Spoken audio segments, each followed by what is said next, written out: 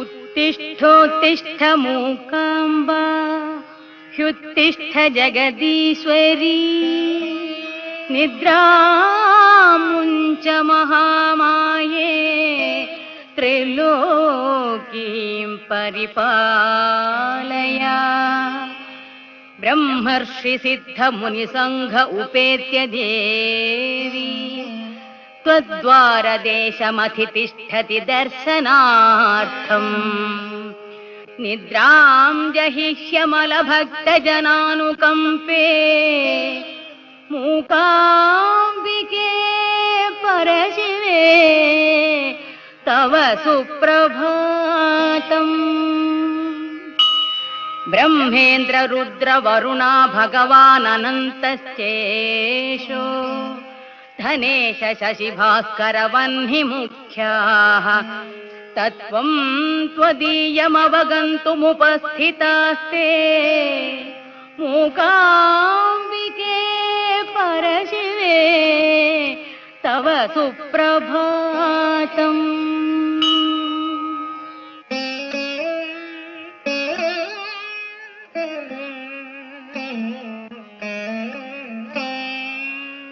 वाल्मीकि कश्यप पराशर गौतमात्रि भृग्वङ्गिरः सनक नारद वामदेवाः द्वार्यागताः सगुणरूपमुपासितुं ते।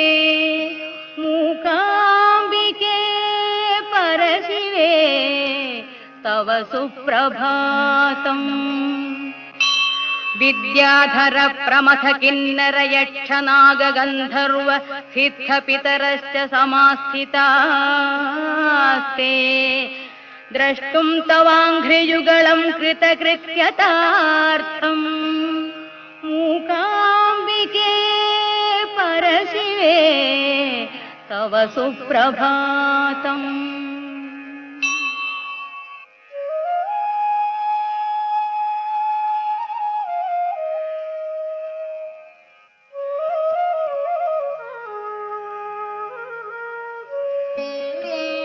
त्वद्दर्शनाय विधिवत् विहिताग्निहोत्राः तिष्ठन्त्युपायनकरा ऋषयो मुनीन्द्राः। उत्तिष्ठ जागृहि महेश्वरि मुञ्च निद्राम्। मूकाम्बिके परशिवे तव सुप्रभातम्।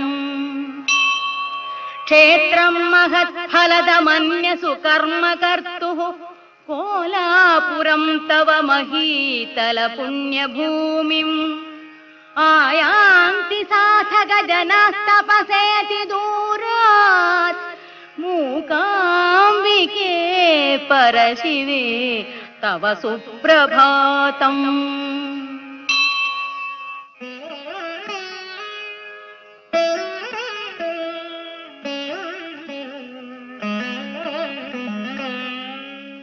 सिद्धं पुरश्चरणयोग्यमति प्रशान्तम् क्षेत्रं पवित्रमिह सिद्धजना वसन्ति। त्वत्सन्निधौ भवभयार्ति विनाशनाय। मूकाम्बिके परशिवे तव सुप्रभातम्।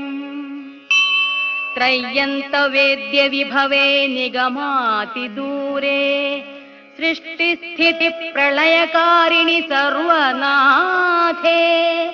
भक्तार्तिनाशिनि सदाचरण प्रसन्ने। मूकाम्बिके परशिवे तव सुप्रभातम्।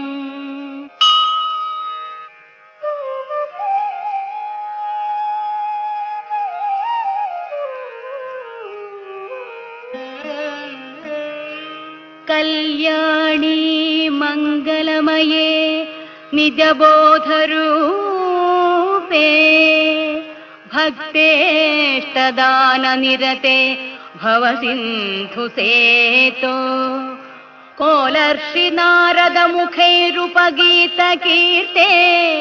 मूकाम्बिके परशिवे तव तव सुप्रभातम्। श्रीमन्महेश्वरि सदाशिववल्लभेति कामेश्वरीति भजतां भयहारिणीति वागीश्वरीति मनसां वचसामगम्ये मूकाम्बिके परशिवे तव सुप्रभातम्।